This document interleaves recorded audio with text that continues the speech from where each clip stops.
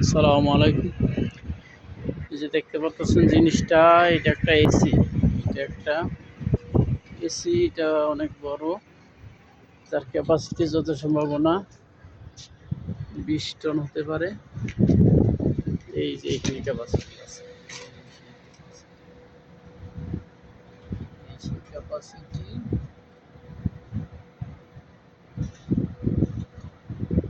4 kilo capacity. যাই হোক, এই হচ্ছে তার পাইপলাইন সার্ভিস। আর একটা 2টা কম্প্রেসার ইউজ করা হয়।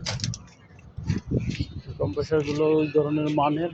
আর এই ব্র্যান্ডটা একটা মালয়েশিয়ান ব্র্যান্ড, অনেক উন্নত মান।